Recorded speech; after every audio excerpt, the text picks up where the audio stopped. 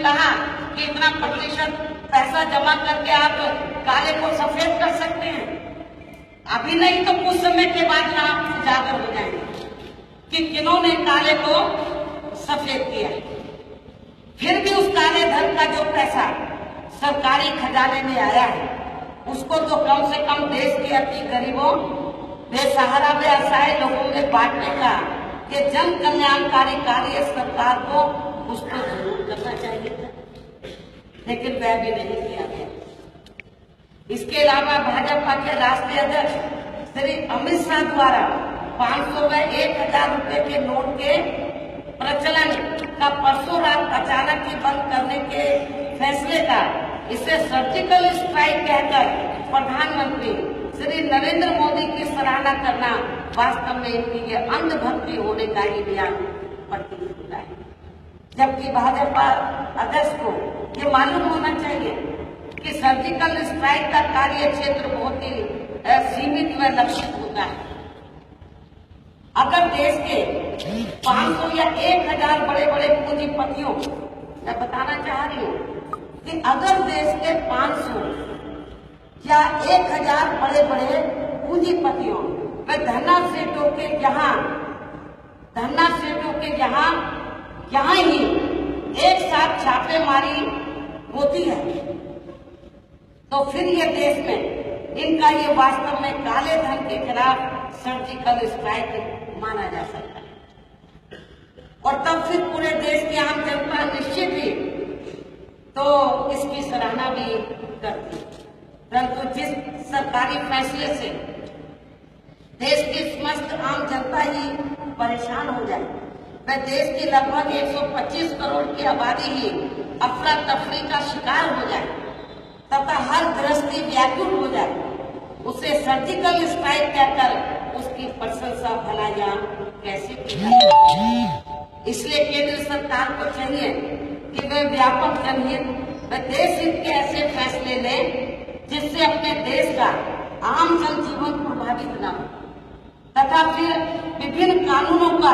सख्ती से तथा पूरी ईमानदारी पूर्वक अनुपालन करके उस लक्ष्य को भी प्राप्त किया जा सके जिसकी ये लोग चर्चा कर रहे हैं। अर्थात प्रधानमंत्री श्री नरेंद्र मोदी की सरकार को अपनी सोच, मानसिकता व कार्यशैली को यहाँ व्यापक जनहितैषी बनाने की भी जरूरत है, ऐसी मेरी इनको सलाह है। इन्हीं जरूरी बातों के साथ ही अब मैं आप लोगों को ये भी बताना चाहती हूँ कि उत्तर प्रदेश स्टेट की बीएसपी की पिछली हुई मासिक बैठक में प्रदेश में शीघ्र ही होने वाले विधानसभा आम चुनाव को ध्यान में रखकर पार्टी के वरिष्ठ व जिम्मेवार पदाधिकारियों को जो जरूरी दिशा निर्देश दिए गए थे तो उनकी प्रगति के संबंध में आज की बैठक में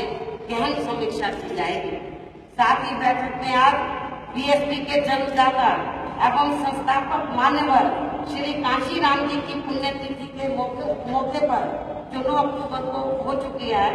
तो आज बीएसपी के जन्मदाता एवं संस्थापक मान्यवर श्री कांशीराम जी की पुण्यतिथि के मौके पर दिनांक 9 अक्टूबर को मेरे द्वारा दिए गए भाषण की सीडी व किताब भी जारी की जाएगी तथा उसे फिर उत्तर प्रदेश की हर विधानसभा की जनसभा में पार्टी के लोगों को दिखाने और साथ ही किताब भी लोगों को पढ़ने के लिए उनको देने के भी निर्देश आज दिए जाएंगे। इसके साथ साथ मैं आप लोगों को ये भी बताना चाहती हूँ कि अगले महीने दिनांक 6 दिसंबर को भारतीय संविधान के निर्माता एवं कमजोर व उपेक्षित वर्गों के मसीहा परम पूज्य बाबा साहब डॉक्टर भीमराव अम्बेडकर की पुण्यतिथि है और इससे संबंधित प्रोग्राम के बारे में विस्तार से आज ही जानकारी भी दी जाएगी, जिसके संबंध में अलग से प्रेस नोट भी जारी किया जा रहा है। इन्हीं जरूरी बातों के साथ ही अब मैं अपनी बात समाप्त करूं, लेकिन इससे पहले मैं 9 अक्टूबर की सीडी व किताब भी आपके सामने आज जारी कर रही हूँ। ये 9 अक्टूबर का लगभग 2.25 घंटे का जो मेरा भाषण था, अब ये उत्तर प्रदेश के गांव-गांव में ये किताब लोगों को पढ़ने के लिए दी जाएगी, जिसमें मैंने विरोधी पार्टियों का और खासतौर से भारतीय जनता पार्टी के जो हवाई जो उनकी खोखली जो उनकी सोच है, नीति है, नियत है, उसका इसमें काफी पर्दाफाश किया गया है। तो ये किताब पूरे उत्तर प्रदेश के लोगों को पढ़ने के लिए दी जाएगी। इसके साथ ही तो जिस दिन ये मेरा भाषण था तो इसकी पूरी भाषण में एक लफ्ज भी नहीं कटा है। इसको पूरा इसकी वीडियो बनी है और ये पूरे उत्तर प्रदेश के हर विधानसभा में इसकी वीडियो फिल्म भी स्क्रीन पर लोगों को दिखाई जाए। तो ये भी मैं आपको ये दोनों जो है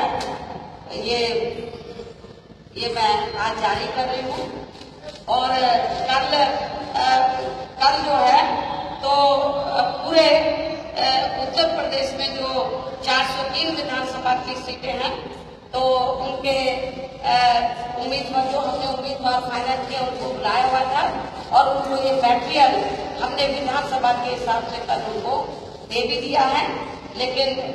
मीडिया में आज मैं ये जारी कर रही, ये मैं आप लोगों को अवगत कराना चाहती हूँ। इन्हीं लफ्जों के साथ अब मैं आप लोगों का और ज्यादा समय न लेते हुए तो आप लोगों के लिए खाने की भी व्यवस्था की गई है। तो कृपया आप लोग भोजन लेकर, मैं आपको किसी दलित के घर नहीं भेज रही हूँ। मैं कांग्रेस बीजेपी की तरह मैं कोई नाटकबाजी नहीं कर पा रही, क्योंकि आप लोग देर रात तक आप लोग काम करते हैं, बहुत मेहनत कष्ट हो गया आप लोग। तो इसलिए मैंने सोचा कि इनके खाने का भी अरेंजमेंट किया जाए। तो अब मैं आप लोगों का और ज्यादा समय न लेते हुए अपनी बात यही समाप्त करती हूँ। धन्यवाद।